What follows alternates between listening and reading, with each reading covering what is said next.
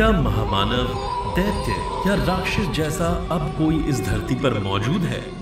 आप कहेंगे कि इंटरनेट और सोशल मीडिया के इस दौर में कौन इन सब में विश्वास रखेगा?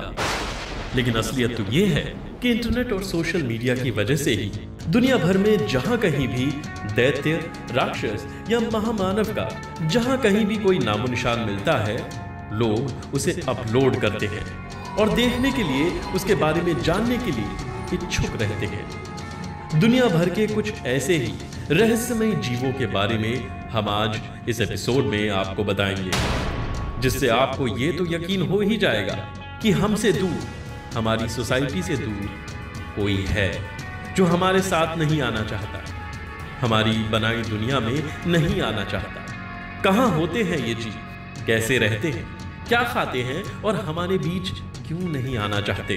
जाने अनजाने किसी के कैमरे में ये तस्वीरें कैद हो गई जो इनके कभी नहीं होने की कहानी बताते हैं, लेकिन इनके गायब होने का रहस्य भी गहराते हैं। कुछ बरस पहले फ्लोरिडा में एक महिला ने वन विभाग को ये तस्वीरें भेजी थी। वन मानुष जैसे दिखने वाले इस दैत्य ने इस महिला के घर के पीछे रखी टोकरी में से कुछ फल उठाए और वह चला गया।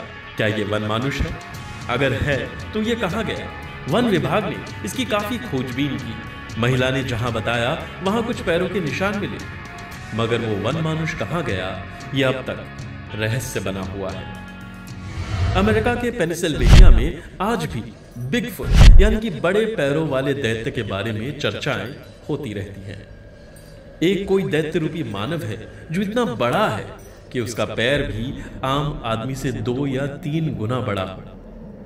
इसीलिए इस दैत्य का नाम बिगफुट पड़ा।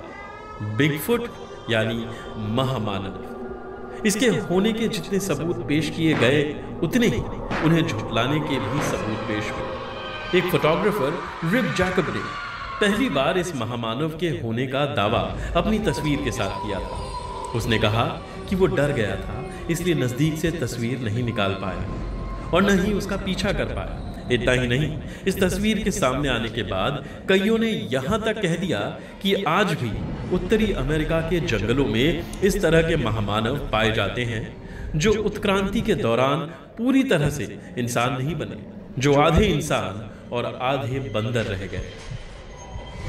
इस विशालकाय समुद्री दैत्य को देखिए।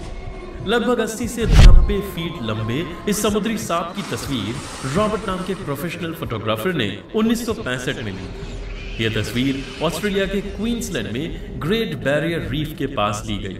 इसे ऑस्ट्रेलियाई मैगजीन्स में छापा भी गया था। सबूत के तौर पर रॉबर्ट ने उस जहाज पर सवार उन लोगों की तस्वीरें भी साझा की थी जिन्होंने इस समुद्री सांप को देखा था।